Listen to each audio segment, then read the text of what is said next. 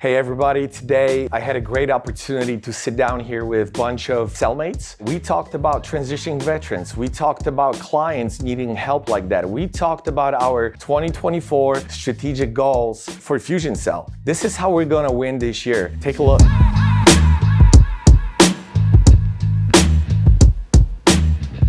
All right, Brian Lewis. Yes, sir. Former United States Air Force senior enlisted leader, 27 years in service. You had 4 jobs, right? I did. You started out in maintenance, then you went into recruiting, then you went into command and control, and finished out as the senior enlisted leader. Yep. How did you like that? 27 years is a long time. It was a long time. I will tell you, I loved it. You know, I didn't love it from the beginning because I did 4 years and got out. And then I came back in after a year and completed at the 27-year mark. What I loved toward the end was really mentoring and getting a chance to meet folks and help them let them know that things are gonna be okay. They can be nervous when they're young, they're gonna be okay. So I loved it. That's good. So how long have you been here at Fusion Cell? I've been here 2.5 years. This is 2.5 my 3rd years?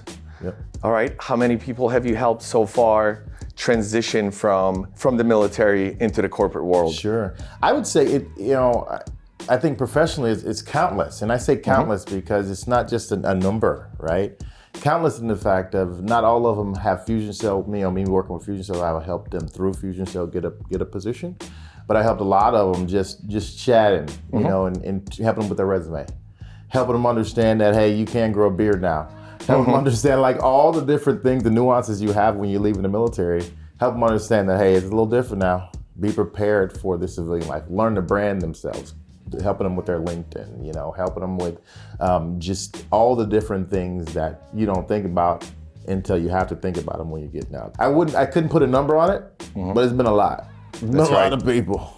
Oh, your impact on the community is definitely very large. I know that. 2.5 years, almost 3 years, we've known each other and we've worked together. I know how passionate you are about the job. And I also know how you love mentoring.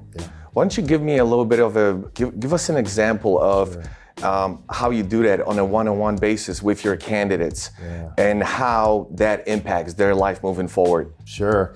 I'll tell you, you know, recently I had a gentleman, we're talking about a job. He's going to do a job overseas for us, you know, with one of our companies, with Vectress. Anyway, we get done talking about the job and he says, hey, can we just not talk about that for a second? I want to share something with you because I think you can help me. I think, you know, you've been around the block. I'm like, is it the gray hairs? Is that what it is? But he said, you've been around the block and I really think it is something that you can help me with because you've already been there and done that. And I just would like to, I'd like to ask you a couple questions. And I said, sure, no problem. He says, well, I feel like I'm going nowhere. 28 years old. I'm just not sure exactly which way my life should be going. Can you help me with that? And it hit me like, man, this is what I used to do.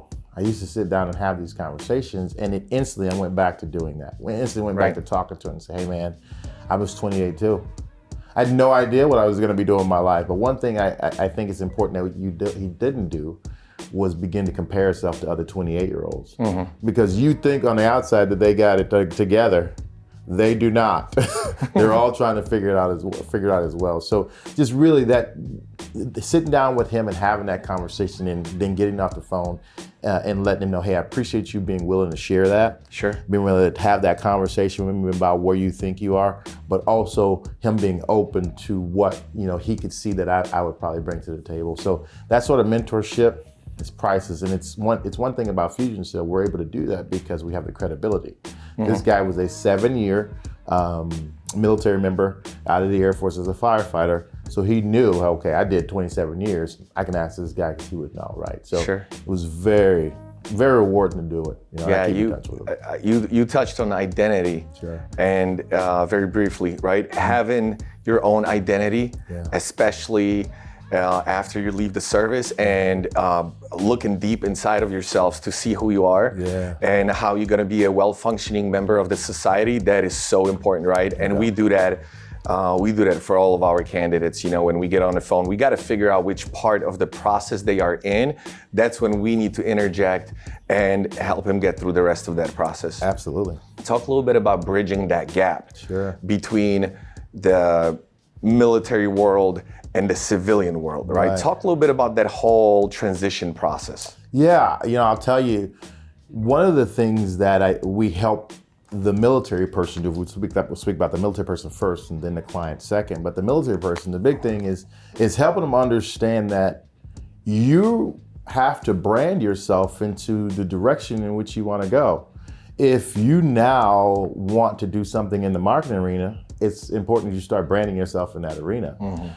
And not 6 months before you get out. You start that years before you get out, so that now people can see you as a resident expert, and then not be afraid to talk about yourself. And I think in military, a lot of times we're afraid to say, "Well, I'm good at this, and this is what I should excel at," because it's all about the team.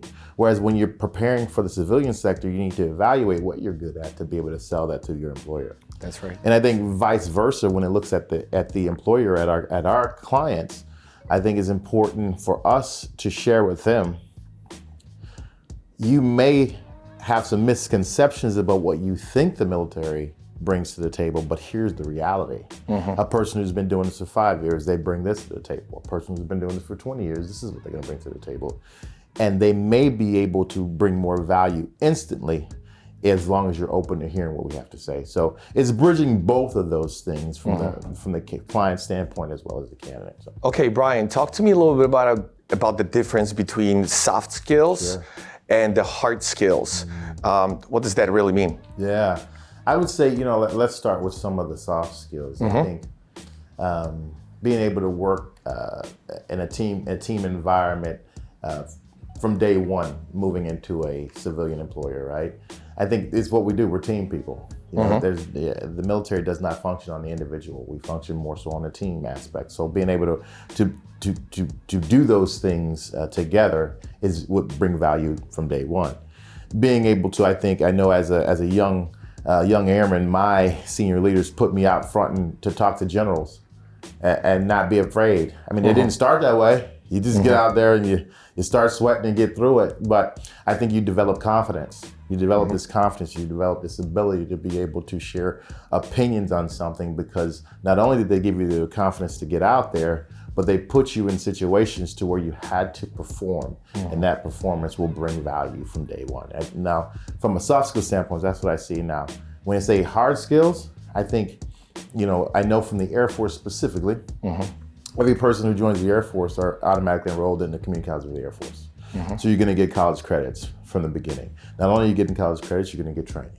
Not only are you going to get training, you're going to get training from the military and civilian organizations. So there's countless things that you get from that hard skill standpoint, because a lot of times the military says the better you are, the more experiences you are, the more tools I provide for you, the better person you're going to be. And you're going to take all of that soft skills and hard skills and take that to the civilian sector and bring value from day one. How about networking? How important is networking for those folks separating from the service? Sure. Networking is massively huge. And it's one of those things, it's huge because it's nothing like a person who can give you the roadmap. Hey, I retired last year. Let me help you. Hey, I separated from this place. Let me help you. And it takes the pressure off. Well, what am I going to do next? Because the problem I know for a fact when people retire, because it happened to me, is when you retire, while you're in the military, you know what you're doing next. Hey, you're going to go do this job next. Roger that, I'll go do that. Hey, you leave that, I'm going to go do this next. Roger that, I'll go do that. But then you get out, you separate, you retire, and they say, now what do you want to do with your life? I have absolutely no idea what I want to do with my life. No one's ever asked me that question. And it takes people a long time to get there. But if you have a solid network of people you can ask questions for, people that are in the industry that you're trying to go into, it helps bridge that gap to be able to figure out exactly what you want to do. So network it's huge. Great. All right, Brian, tell me, what is your favorite and most special thing about Fusion Cell? That's a very good question. My favorite thing about Fusion Cell happens to be the people. The people I get a chance to do this job with are people that understand where I came from a military standpoint. They understand my humor. They understand just the day-to-day what it's like to have been. And not only though, just from the military standpoint of those people that speak the same language, but we have a group of individuals that never served in the military, but they're open to have the dialogue. There's no, I did it differently, so I don't understand. It's like, I did it differently, help me understand, right? And just the team aspect we have, it's so much of a team, it also morphs into a family, and it's really cool. So I enjoy the people. That's awesome. It's same for me. Yeah. All right, who's going to win the Super Bowl? Oh, well, it was going to be the Cowboys. Do not say that. But we all know what happened there. There's always next year. It is, and the year after that. I would say who's going to win the Super Bowl, I always root for a team I can identify with. And the team I identify with my brother's team, and that's the 49ers. So I identify with them. I know they're still in it. I know they're still doing it. They're still getting it done. So I'll be rooting for the 49ers. That's awesome. Thanks.